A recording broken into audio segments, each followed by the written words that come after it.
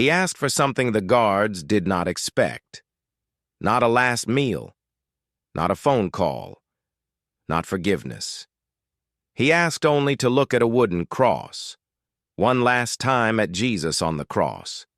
His voice was steady. The keys at the nearest guard's belt seemed suddenly louder. The chaplain bowed his head and said nothing. Then, in that private hush, the pendant at Jamal's throat caught the light. It flashed, too quick for applause, too small for a miracle, and vanished. The reporter by the back bench adjusted his lens and moved on. A woman in the gallery, fingers laid on a small, worn pocket Bible in her lap, drew a shallow breath so sharp it sounded like a prayer. Redfield sits 40 miles south of Dallas, where steeples dot the skyline like punctuation marks. In this town, righteousness is a public performance, and order is a god of its own. That is why an inspector who poked at shady land deals made powerful enemies, and why a quick, clean answer pleased so many. Inspector Harold Graves trusted paper and signatures the way other men trust neighbors. He had a habit of turning up unannounced, flashlight cutting through construction dust. When Graves started asking about contractors who bought lots on the cheap, his notebook became inconvenient. Jamal knew the place where Graves worked.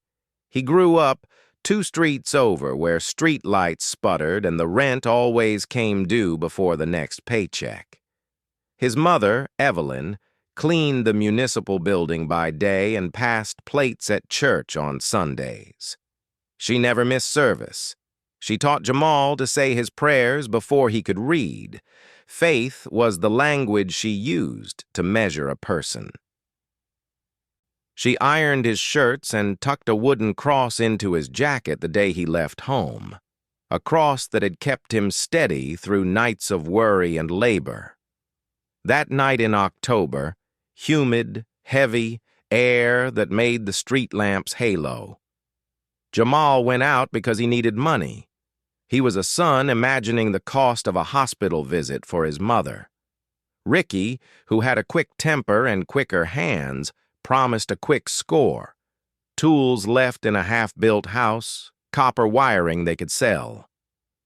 Jamal knew Ricky's reputation. Desperation made him say yes. They slipped into the skeleton of the development where wood met sky and the dark swallowed the road. Harold Graves was there with a flashlight and a manila folder, an inspector's lamp cutting the dirt into islands of glare. He had come back to check one anomaly he'd found on paper.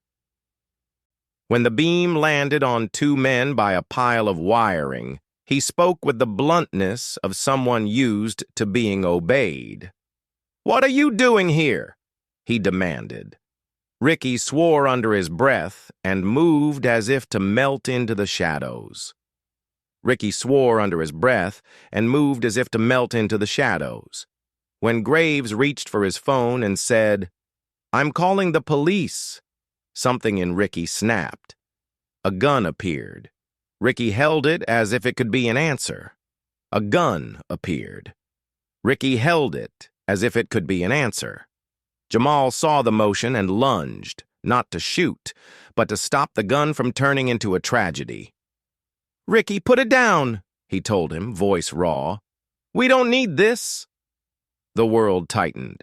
A footfall too near, a flashlight sweep, the small metallic click of a safety moved.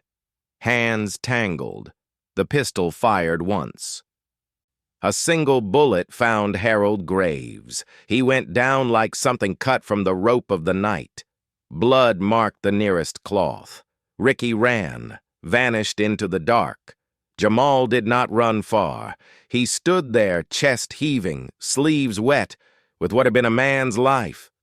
When the police arrived, the scene looked damning. A witness, staggering, unreliable, coached, said he'd seen Jamal bolt away. A blood-spotted jacket became a photograph on the evening news. The local host, suggested motive. He needed money. The town wrapped its hands around that sentence and squeezed. But the town also had faces in the courtroom that could not be reduced to a slogan. Linda Graves sat folded in grief. Her son Daniel's jaw was a line of iron. They wanted a man held to account for their loss. Their need was not spectacle, it was raw and human. The town heard their pain and mistook the speed of their grief for truth. Evelyn sat at the back, her thumb smoothing the worn leather cover of a small pocket Bible she'd carried for decades. Her hands told the story of a faith that was patient, stubborn, and entirely human. When the judge read the verdict, her other hand closed harder on the small wooden cross in her palm, a twin to the one on her son's chest. Her breath whistled down like a small bell. She did not let anyone see that she had seen something in the light. Before the papers called it closure, Jamal did one thing no camera could frame. He found his mother's eyes and spoke. Not to plead, but to promise. "Truth has a way back," he said. The words a flat, small stone dropped into a wide pool. The gavel came down. Flash bulbs bloomed. People left believing a neat story. But a private glint and a mother's quiet prayer sat between them, unaccounted for. In the silence that followed, the first of several questions settled in the town's throat. When a place built on scripture moves to judgment without listening, who keeps watch over the truth? Redfield West was the kind of place where streetlights died young and stayed that way. The pavement cracked like it had stopped believing in repair, and the wind carried the sound of sirens and Sunday hymns in the same breath. For some, it was home. For Jamal Bennett, it was both cradle and crucible. His mother, Evelyn, fought the grit of Redfield West with lemon soap and quiet prayer. Her core belief, repeated to Jamal over countless dinners, was simple. Faith ain't something you wear when times are good. It's the roof that keeps you dry when the storm won't quit. Her hands, rough from scrubbing floors, were the same hands that taught him how to pray. But Redfield had a way of testing every prayer it heard. The town was split by railroad tracks, not just of iron, but of expectation. On one side, lawns trimmed, church bells crisp, hope that felt rehearsed. On the other, the broken fences, the flicker of police lights, and dreams that ended in the sound of handcuffs. Jamal learned early that his mother's world and his own were not the same. She spoke of grace. The streets spoke of survival. He was 12 when he first understood what desperation looked like. His father, a quiet man with the hands made for carpentry, died from a fall at a construction site. No insurance, no lawsuit, just a folded check that didn't cover the hospital bill. Evelyn didn't cry where anyone could see. She simply lit a candle at the church and told her son, "Your father built things that lasted. You do the same." Jamal nodded, but what he built afterward were walls. At 15, he was working after school bagging groceries at the corner market. One night, 2 boys from his block came in, laughing, their pockets already full of stolen goods. The next day, Jamal's boss found the missing cash and called the police. It didn't matter that he hadn't touched it. In Redfield West, suspicion stuck faster than truth. Evelyn stood beside him at the station, her fingers tracing the gilded edges of her pocket Bible's pages like seconds she couldn't save. "Keep your head high," she whispered. "The Lord knows." He did for a while. He finished high school, barely, picked up odd jobs, fixing roofs, painting houses, hauling junk. Every time a paycheck came late or short, Evelyn would say, "Don't let anger write your story. But anger was always nearby, waiting like a friend who never left. When the steel plant closed, work dried up. The landlords didn't. Bills piled like bricks. Evelyn's cough got worse. She refused to see a doctor until she collapsed after Sunday Mass. The clinic said bronchitis, but the medicine cost more than their week's pay. Jamal sat at the kitchen table staring at the unpaid rent notice, the pill bottle half empty. "Lord, give me a way," he whispered. And maybe that's when the streets answered louder than heaven. Ricky came back into his life like a bad memory, pretending to be an opportunity. They'd grown up together, skipped stones in the same creek, stolen apples from the same yard. But time had sharpened Ricky's edges. He dressed cleaner now, drove a borrowed car, talked fast. "I know a place," he said one night, cigarette glowing in the dark. "Couple tools, some copper left out. We can get 200-300 easy. You need it. I can tell." Jamal didn't answer right away. He looked at the cross on his wrist, the one Evelyn had given him when he was baptized. "No trouble," he said finally. Ricky laughed. "Man, trouble's what finds us, not what we go looking for." He tried to believe that. For days he thought maybe he could balance both worlds, the faith of his mother and the hunger of his life. But faith doesn't always feed the stomach. And hunger doesn't wait for miracles.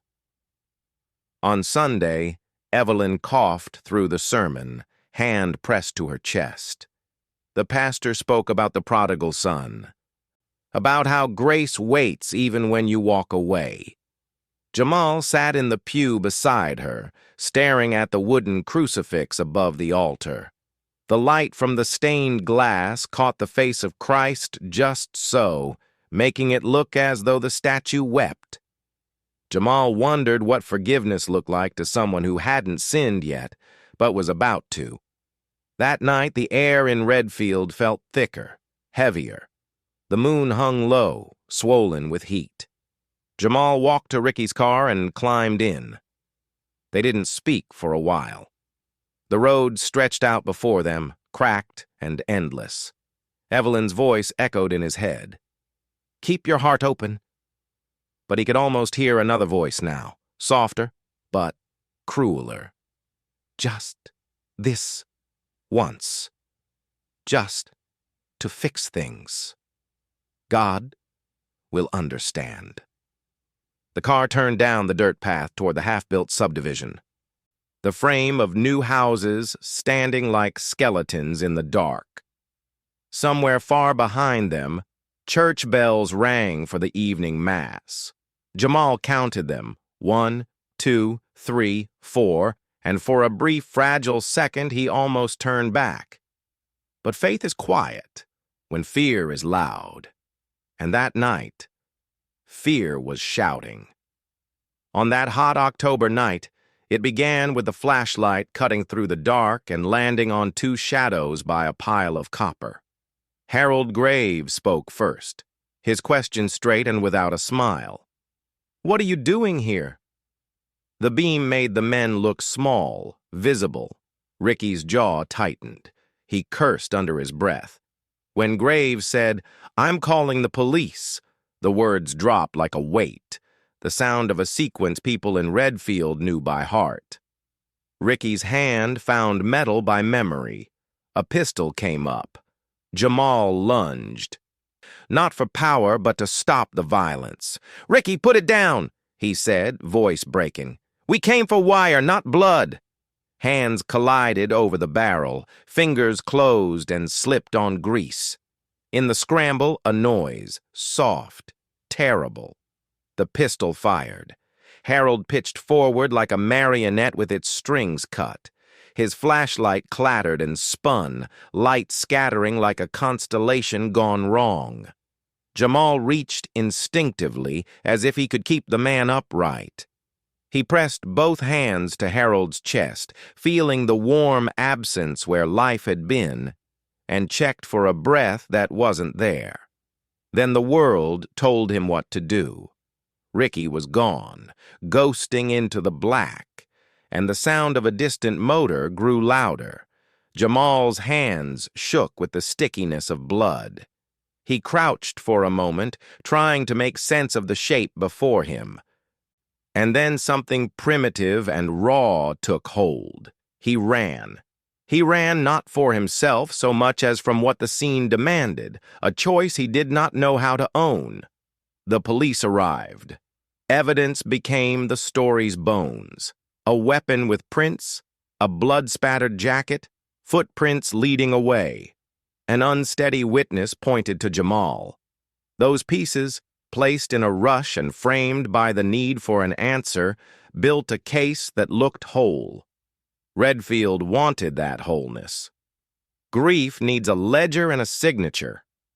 Linda Graves, Harold's widow, sat on the front row and folded her hands around a small, worn pocket Bible she had kept in her coat for years. Her fingers rubbed the edges of the pages until they softened. She did not demand retribution with fire in her eyes.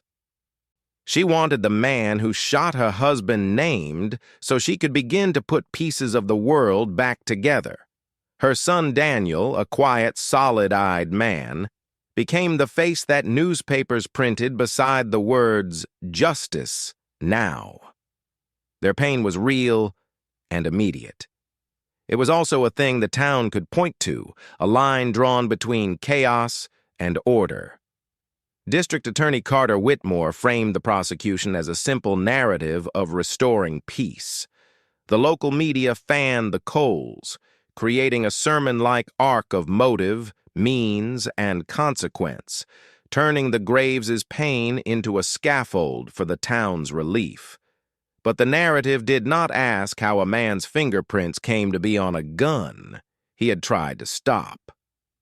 It does not wonder why a camera near the lot was offline that night, or why some logs arrived with handwriting that looked hurried. In a holding cell, Jamal sat with the smell of dust and metal. He had tried to keep a man alive, then he had run. Guilt weighs differently than fear. He wept, not for himself, but because the shape of his life had become a crooked thing no sermon could straighten. When the trial opened, the arguments moved fast and hard. The prosecutor's voice was flat and certain. The town needed the scene to make sense. The paper needed a line that read cleanly across the morning page. The family of the dead became beacons of sorrow for a narrative that needed them, their faces on placards marking the line between order and chaos for the town. Evelyn sat in the back, a small Bible in her lap, her thumb smoothing the cover until it shone. She had taught Jamal his prayers.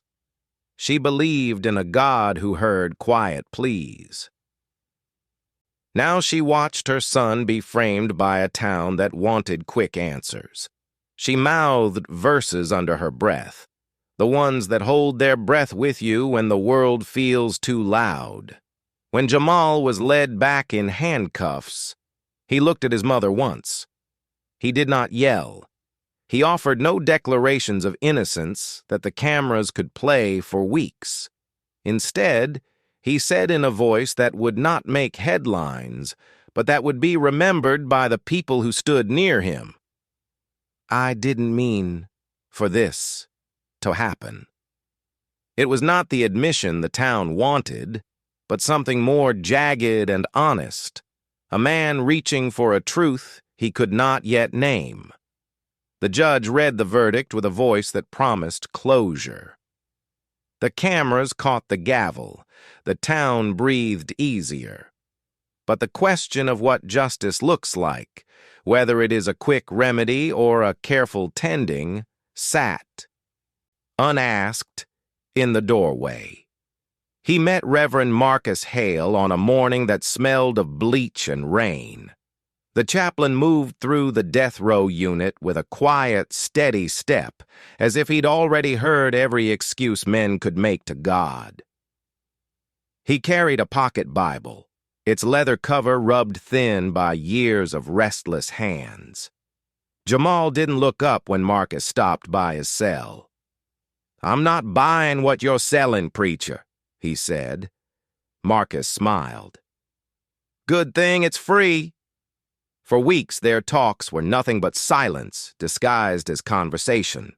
Marcus asked about Jamal's work, his mother, his favorite hymn. Jamal answered in shrugs, sarcasm, or not at all. He saw in Marcus another uniform, another part of the same machine that had swallowed him. But one evening, Marcus left the Bible on the small metal table. "You don't have to read it," he said. "Just let it sit here. Sometimes the words find you first." Days passed before Jamal opened it. The pages smelled faintly of cedar and dust. Inside the cover was a note, faded and careful, for the lost ones who still listen. He closed it quickly, angry that something so small could feel like an invitation. Letters from Evelyn began to arrive every week. Her handwriting was neat, looping, patient. She didn't talk about appeals or evidence. She wrote about weather, about the church choir, about grace as a daily discipline. "Forgive the world," one letter said, "or it will take everything else from you." Jamal read the words, then tore the paper in half. Later, he taped it back together. Months turned into years. The carpentry shop became a kind of sanctuary. Jamal built small things, stools, boxes, birdhouses for the prison yard. "You build like a man trying to remember what gentle feels like," Marcus once said. Jamal laughed, shaking his head. "Gentle doesn't build fences high enough." But faith, like splinters, has a way of working under the skin, the quiet rhythm of sanding, hammering, measuring. These became his prayers. Still, anger waited beneath the surface, patient as rust. One afternoon, it broke. Marcus had brought him news that the latest appeal was denied. "They'll try again," the chaplain said softly. Jamal's eyes darkened. "You keep saying they. Who's they, Reverend? You mean you people, your church, your justice, your God." He stood, chest tight with years of swallowed rage. "You think praying in here makes it better? He wasn't there that night. He wasn't there when they called me murderer." Marcus didn't answer at first. He let the words fall. Then, quietly, "You think I don't ask the same questions? You think faith is an answer? It's not. It's just a decision, to keep standing where the questions live." Jamal's voice cracked into a whisper. "Then maybe I'm done standing." He shoved the pocket Bible off the table. It hit the floor with a dull slap. Guards glanced over, ready to intervene, but Marcus raised a hand, stopping them.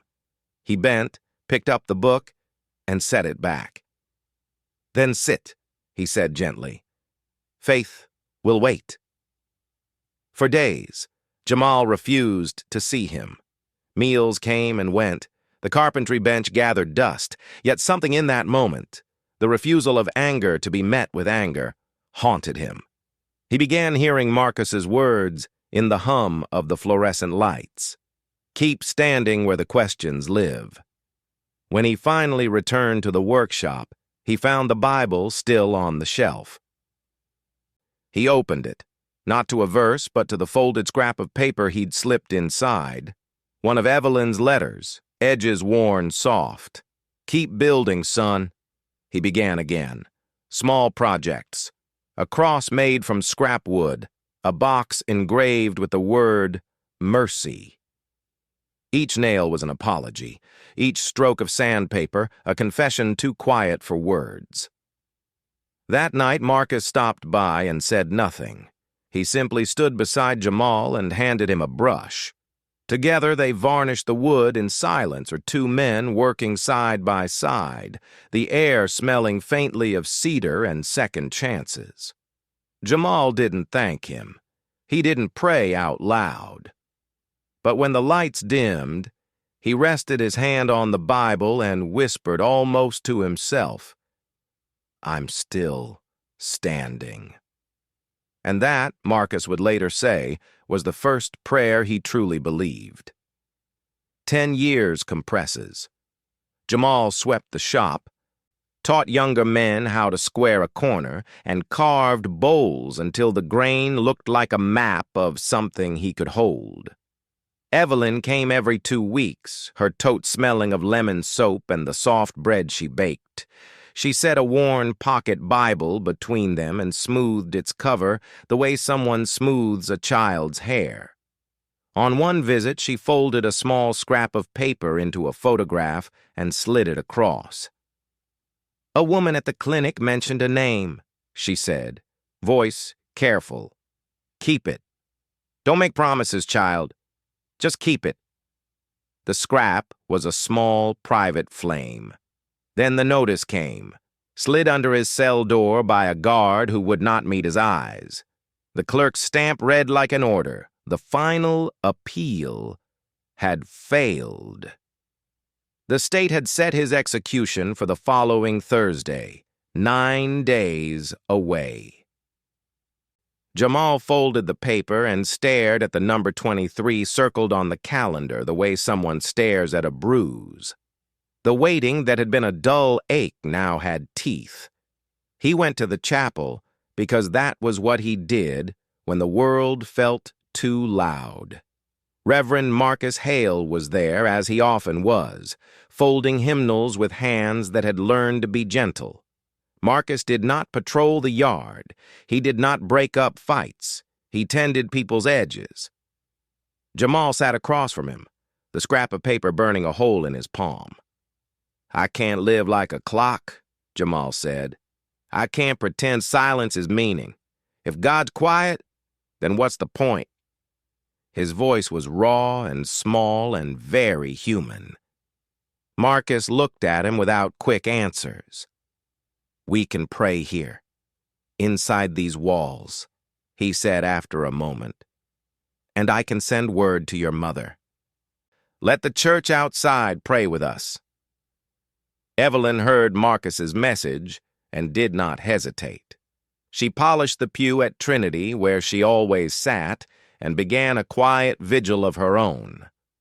Lighting a candle after each service, staying late to sweep the floor, folding prayers into the seams of hymnals. Word went through the small town in the way small towns move things, softly by hand. "There will be a vigil at Trinity. Bring a candle." Inside the prison, Marcus sent the list of men who would attend, and he told Jamal we would be together when the night came. On the day of the vigil, 2 chapels held their breath. Inside the prison, men gathered under fluorescent lights, their faces lined by years and the weight of confinement. Marcus read a short passage, then let silence have its hour. Outside at Trinity, the sanctuary glowed with candlelight. Evelyn's face was a pale island as parishioners stood close, hands folded, remembering a life in a different tone. Marcus invited anyone who wished to speak. Jamal rose slowly. He held in his hand the small cross he had been carving for months, sanded until it fit the palm the way a truth might fit a life. He laid it across his open hands and said simply, with a voice that did not try to be more than it was, "If I have fault, let what I've built be my repair. If I do not, let the truth be its own light." The words landed small and clear. The men around him murmured amen. Outside, Evelyn and those at Trinity sang a hymn and then stood in a long, steady silence, feeling the same small sentence echo. That night, Jamal returned to the wood shop beneath a single bulb. He finished the cross. carved the back, and scratched one word into the grain: truth. He sanded the edges until his palm rested without prick. He wrote letters to the younger men he'd taught, short lines: work well, love well, try to be honest. They arranged a moment before the day. Marcus stood at the chapel door where the light slanted through high windows. Evelyn sat on the third pew, holding the cross like someone holding a promise. Jamal placed the finished piece into his mother's lap, the wood warm from his hands. He laid his forehead on the maple for a second, as if laying down an oath. The paper printed 2 photos the next day, one of the vigil inside, one of Evelyn's face outside, and a cautious headline: Vigil for Condemned Man. Divides Redfield. But what mattered was smaller: a mother's hand on a cross, a preacher's demand for presence, and a man accountable in the only ways he could. On the morning after the vigil, Jamal slept in fits. He woke with the cross under his pillow and the pocket Bible at his chin. He had no illusions. But the noise outside had shifted. Neighbors who had once shuffled past now paused at church doors. A few voices asked new questions. Inside his chest, something raw and noisy had settled. When the calendar's 23 rolled closer, Jamal had in his pocket a cross, a stack of small letters, a mother who would walk to him no matter how late the hour. He had a preacher who would keep knocking. And in the tiny hours before a day that could not be wished away, he had the quiet knowledge that he would not meet it alone. The night the light became a story, 2 chapels held their breath. At Trinity, Evelyn sat in the front row, hands folded over the small wood cross Jamal had given her. The sanctuary smelled of wax and lemon soap. Inside the prison, the tone was muffled. Men listened with the attention of people who measure time in seconds. The 2 services were mirrors held across a line few in Redfield wanted to name. A young woman, Maya's niece, home for the weekend, set her phone on a pew and started a live stream. At first, only a handful watched. Then someone shared the link, and it moved the way light moves in water. As the reading ended, a shaft of light hit the small wooden crucifix at the altar. It seemed to pour out of the wood itself. On the phone screen, the glow looked larger, alive. In the chapel, it lasted less than a breath and was gone. The girl's voice, soft, astonished, caught it for the feed. Her caption was simple and immediate: "You need to see this." By morning, the clip had been shared and reshared with a dozen different captions: sign, lens flare, miracle, optical illusion. The split in interpretation arrived the next day. Some saw a sign, posting the clip with verses and prayers. Others reached for explanations: angles, camera artifacts, lacquered wood. The town divided between mystery and answers, with many simply watching, caught in the tug between. Marcus watched the clip. For him, it was not proof, but a summons. "Light does not have to be a trumpet," he told the men. "Sometimes it is a reminder that we are seen." Jamal saw the video because someone sent him the link. He watched it on a small screen in the workshop and felt the same private shiver he had felt in the courtroom when the pendant had flared. He did not know whether to call it mercy or coincidence, but he knew it made it harder to sleep indifferent. The press punctured the private because the public wants stories it can hold. The Redfield Gazette ran a 2-page spread: "Vigil divides town. Miracle or mockery?" The headline framed it like a fight, showing Evelyn with a candle opposite a photo of the prison interior. The Graves family issued a statement that was careful and honest. They respected the need for prayer. but asked that grief not be turned into spectacle. Their measured words carried the same deep hurt, but also reflected the worry of people whose loss had become part of the public argument. Carter Whitmore, the district attorney, spoke to a local station and did what prosecutors do. He steadied the facts he could. "We will respect worship," he said, "but we must also respect the law."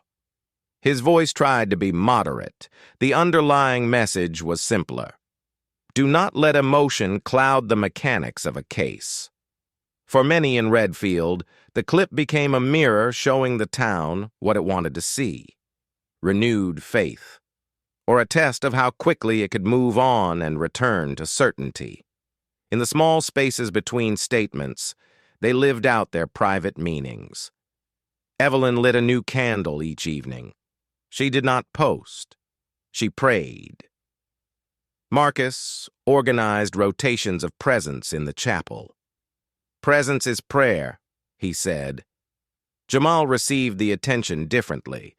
The light on the screen set loose memories that had no legal usefulness.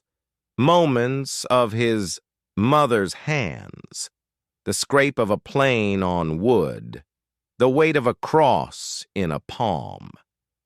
He found himself carrying the small cross more often, slipping it into his pocket so it could be near in the daily grind.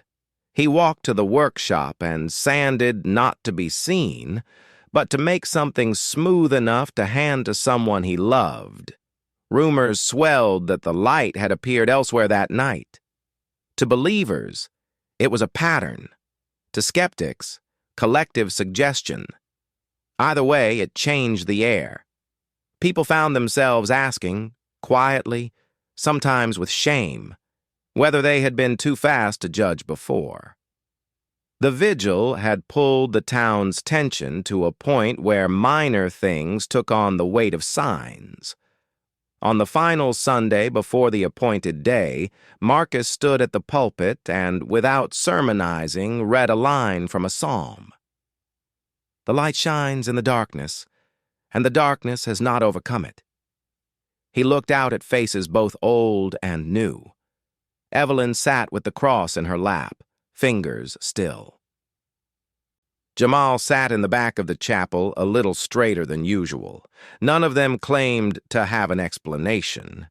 They shared instead the odd relief of feeling their small beliefs seen by others. The clip lived on the internet. But in the quiet corners, people spoke softly, passing candles and hands. Whether it was miracle or reflection mattered less than the result. For a moment, the town could not agree on an easy answer. In that open space, grace had room to move. Jamal sat with a pocket Bible open, the cross from his mother in his palm. He read the Psalms in a low voice, the workshop full of the small noises of work. A guard paused at the door. He saw a brief flash at Jamal's throat, a glint that didn't belong. He blinked. It was gone. He told himself it was a reflection and walked on, but the question lodged inside him. The guard jotted a line in his shift log, a tiny act more honest than he meant, and left the paper on the sergeant's desk. He told himself he was noting maintenance. He couldn't have guessed that paper would travel. 20 miles away, Marcus kneeled at the pulpit, not hunting for signs, but listening for steadiness. When morning light hit the crucifix, he felt the room tilt. He rose and prayed aloud. No show, only presence. The prayer carried outward like a small bell. Primed by the earlier vigil, the town seized on a new clip, a shaky shot of the flash at Jamal's chest. It moved through phones like a rumor. People began to speak in halves, what they saw and what they wanted to see. The public debate tightened into edges. Headlines asked questions without answering them. Social posts argued in brief, hot lines. The Graves family, whose grief had been private, found themselves centered in public scrums and paused statements. The district attorney spoke measured words about process and evidence, but even the sober voice could not close the gap between law and meaning. Inside those gaps, something stirred. A slow prickle of conscience. People who had nodded and moved on now paused in the grocery aisle. Neighbors who had insisted upon neat answers now found their certainty fraying. For Jamal, the light didn't explain. It sharpened the old questions. Had the world misread him? Was this a sign, or just a trick of glass and paint? He let the questions sit, holding the cross until the wood felt warm. The wood was quiet. The questions were loud. Marcus watched the new clip and felt a different pressure. He wasn't interested in headlines, but in the town's capacity for mercy. The spectacle worried him, not for doctrine, but for souls. He thought of men who kept faith without needing to be rescued. He thought of the man who would soon stand before a date on a calendar and how easily a person can be erased from public concern. Elsewhere, a man who had kept a box of old reports felt the air change.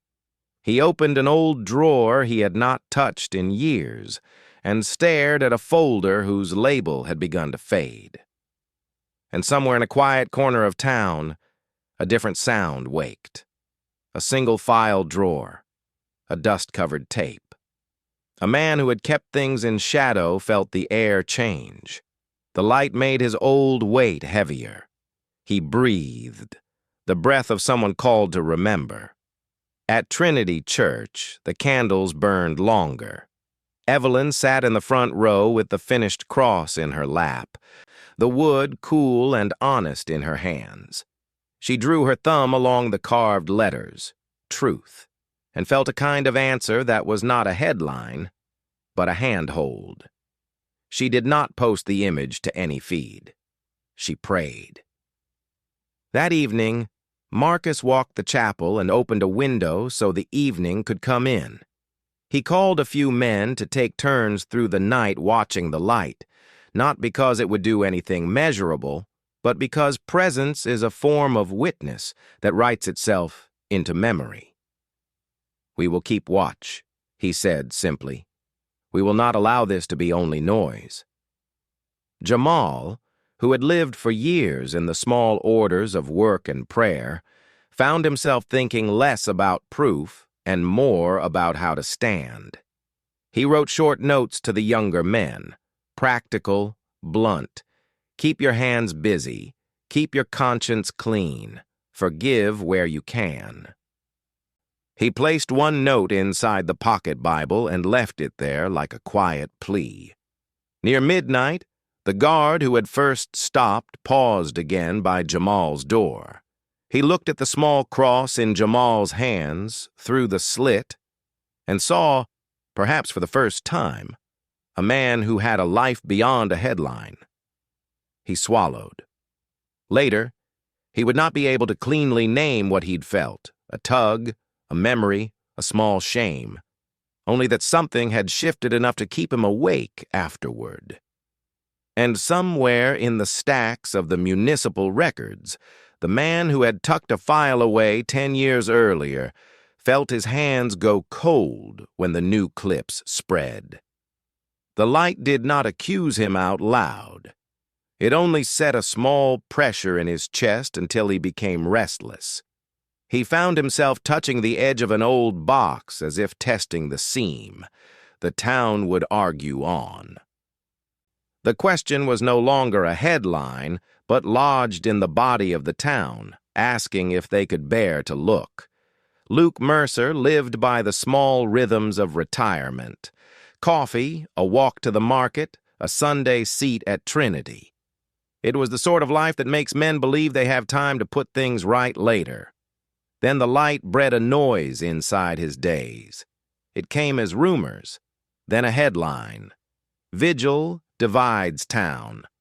Finally, it came as a dry note in a records package. Unexplained light reflection.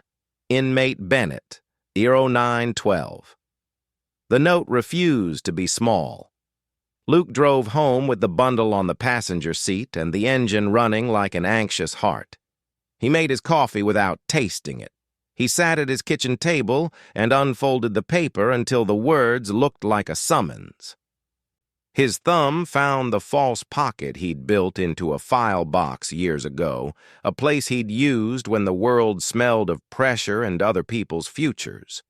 He had put a USB there the night everything turned sideways 10 years ago. He had covered it with silence and taught himself how to sleep. Now the silence seemed a thing that might strangle him. He clicked the drive into life. The footage loaded like a wound opening. A shaky frame, 3 figures, Harold Graves folding to the ground. Luke watched and saw what he had argued away a decade ago, the angle that didn't match, the moment others had edited out. The breath he'd been holding left him with a sharp sound. Guilt is a slow, heating stone. For Luke, it rose in his throat like something he could not swallow. He remembered his mother saying polite lies ate at the bones. He thought of Jamal's mother scrubbing the church floors. He thought of the way the town had cheered a verdict and moved on. He could have pushed the USB back into its pocket and pretended. He did not. He wrapped the drive in tissue and drove to Trinity, walking in the door with the package like contraband. Reverend Marcus found him in the dim, stacking hymnals like a man setting the day's edges in place. Luke's shoulders were bare of pretense. He could not make his voice soft. "I have to give you something," he said. "I have to tell you something." He set the USB on the desk between them like a small confession. Marcus listened. Luke's words came fast, small as splinters. The camera. The cut footage, the choice he'd made for safety. "I hid it," he said plainly. "I thought if it never surfaced, no one would be ruined.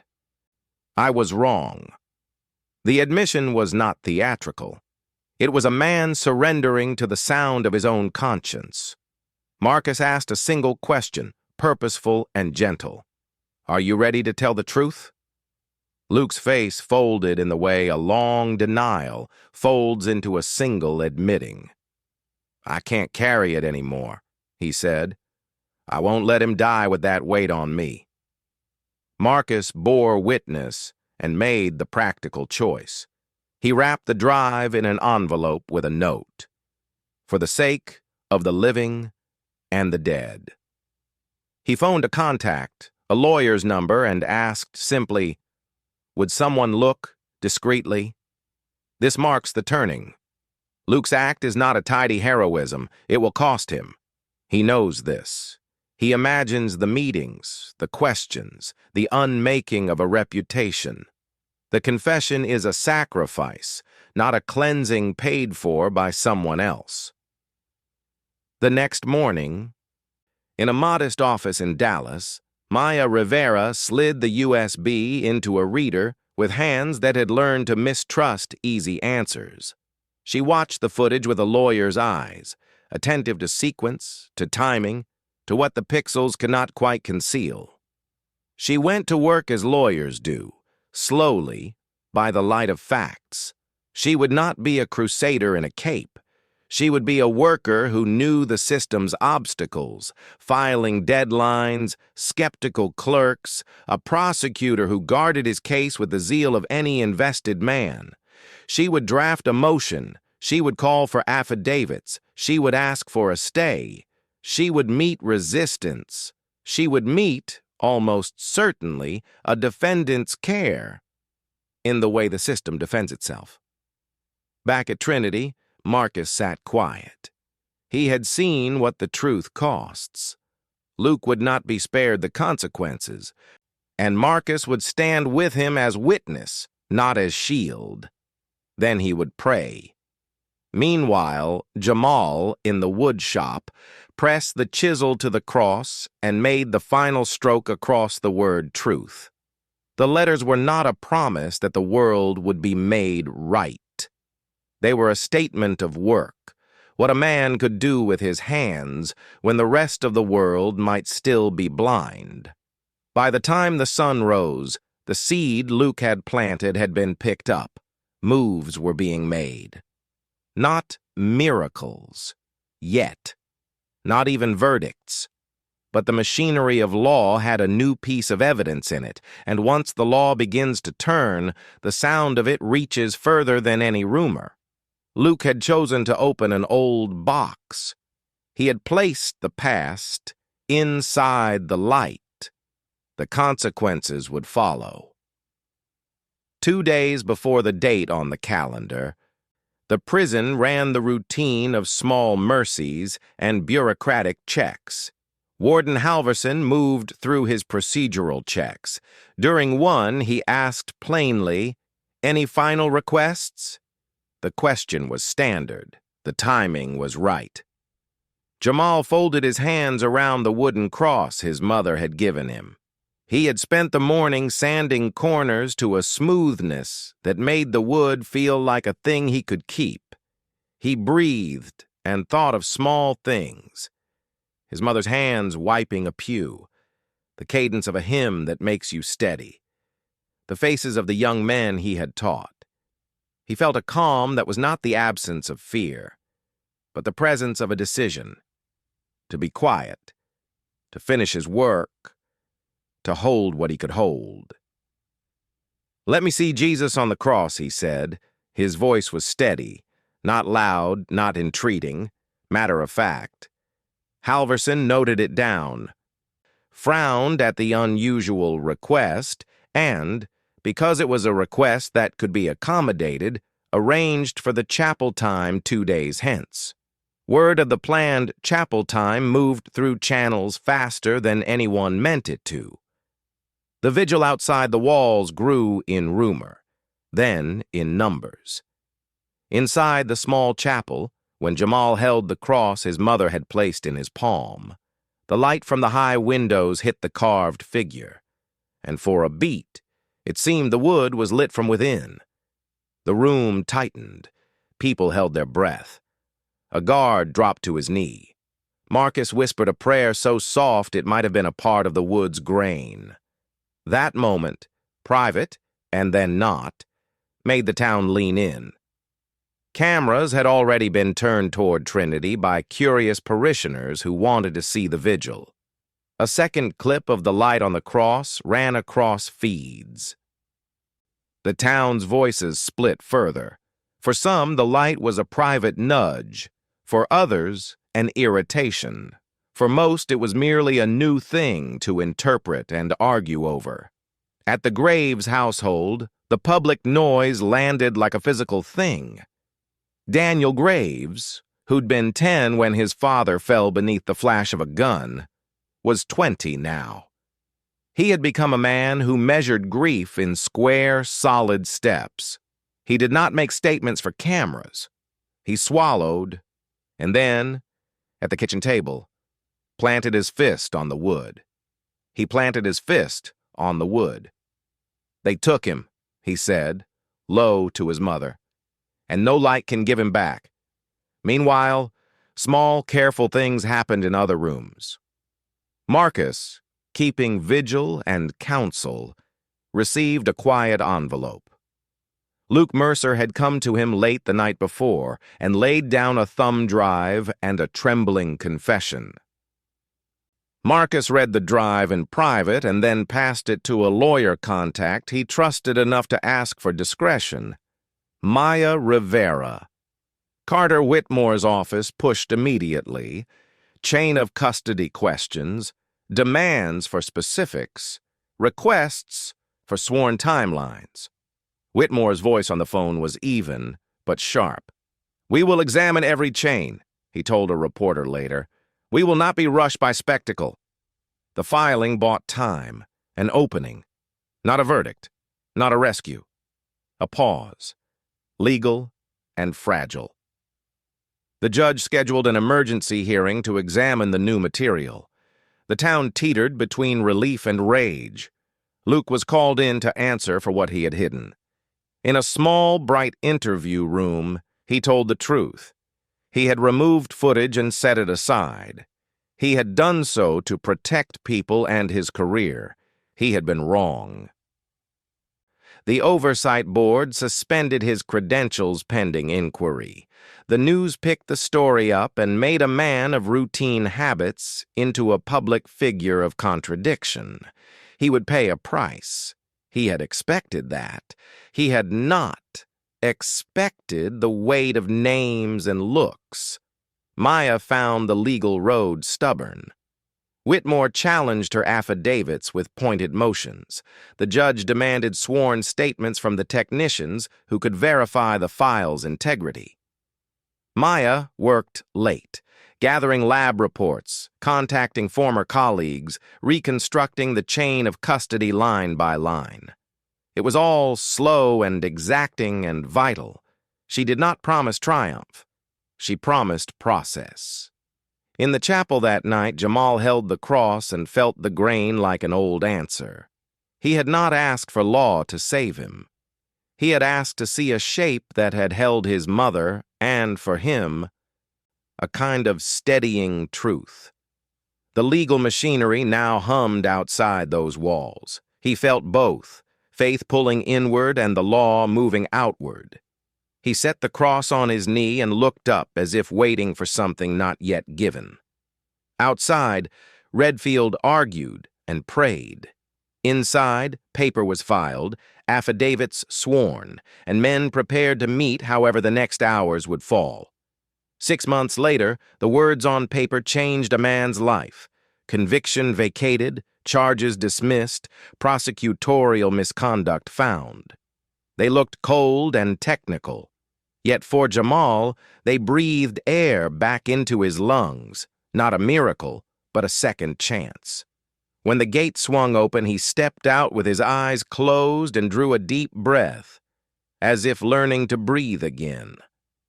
Evelyn approached, her silver hair catching the morning light, and wrapped her arms around her son, holding him as if she could hold back the years. Marcus stood nearby, resting a hand on Jamal's shoulder, a gesture both holy and human, then quietly stepped back. Cameras flashed, voices shouted, but the moment at the gate belonged to no one else. The world could record it, but it wasn't for them. The Graves family came to Trinity for a community healing gathering Marcus had helped arrange. No stage, no speeches, just a circle of chairs, soft light, and people wounded in different ways trying to share the same room. Daniel, now 20, stood up. He didn't shout. He placed his hand on the table and said, steady and raw, "They took my father. No words bring him back. But I need to look at the man who stood accused and hear something real." Jamal met his gaze. "I'm sorry for your loss," he said quietly. "I'm sorry for the years you had to carry anger that wasn't yours." It wasn't a plea for forgiveness. It was the kind of truth spoken by a man who'd lost enough to know what words mattered. Linda Graves studied his face, searching for deceit, finding only a quiet exhaustion that mirrored her own. Tears came, not to erase pain, but to release it. She reached out and took Jamal's hand. The gesture didn't undo tragedy, but it made room for something smaller and sacred: recognition. The state compensated Jamal for 10 years wrongfully served. He didn't see it as reward. He used most of the money to establish the Redfield Truth Fund, a legal and reintegration support project for the wrongfully convicted. The first donations came from neighbors, church members, and a few attorneys who still believed procedure mattered.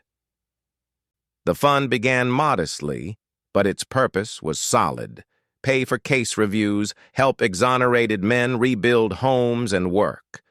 As for Ricky, the friend who had pulled the trigger that night, his name returned years later in a brief news story. 4 years after Jamal's sentencing, Ricky died in a car crash while fleeing a bar fight. It wasn't justice. It wasn't closure. It was just another piece of sorrow in a story already heavy with it. When Jamal heard, he didn't rejoice. He wept. Not for the man who betrayed him, but for the ruin that had touched them both. Pain, he'd learned, doesn't cancel itself out. It echoes until someone decides to listen. Luke Mercer faced his own reckoning. He lost his credentials, testified before review boards, and accepted responsibility for the evidence he'd buried. He took a reduced sentence in exchange for full cooperation and later joined a prison education program, teaching ethics and evidence handling, not to preach, but to repair. In a letter to Jamal, he wrote, "The light wasn't punishment, it was invitation." A short line, both confession and prayer. Maya Rivera kept fighting in court. D.A. Whitmore's office resisted, challenging the chain of custody and witness affidavits. The system did not bend easily. Maya wasn't a miracle worker. She was persistence made flesh, cutting through paper and pride until the truth became undeniable. Justice, she'd say, isn't swift. It's patient. At Trinity, Jamal's small wooden cross hung again above the altar. Below it, newly carved words read, "Let the truth be its own light." People came, not to chase miracles, but to understand. They prayed quietly, not for proof, but for courage to keep believing in the slow repair of things. Jamal spent his days working, running the fund, helping others, teaching basic carpentry to young men starting over. He repaired the old church pew, where his mother had always sat, sanding it smooth, engraving a line at the end. For every light that was ignored until it burned the truth. Each stroke of wood was an act of patience, a reminder that justice must be built, not declared. One quiet Sunday morning, Jamal and Evelyn sat in the back row as they always had. Sunlight streamed through the stained glass and touched the wooden cross. No one called it a miracle. The congregation bowed their heads together in a silence that felt like peace, finally allowed to exist. Jamal leaned toward his mother. "Truth doesn't need to shout," he whispered. Evelyn smiled faintly, her hands clasped. They rose and left the church slowly, two souls carrying the same quiet faith forward into an imperfect world. Outside, life went on, ordinary and stubborn. Inside, people kept repairing, one small act at a time.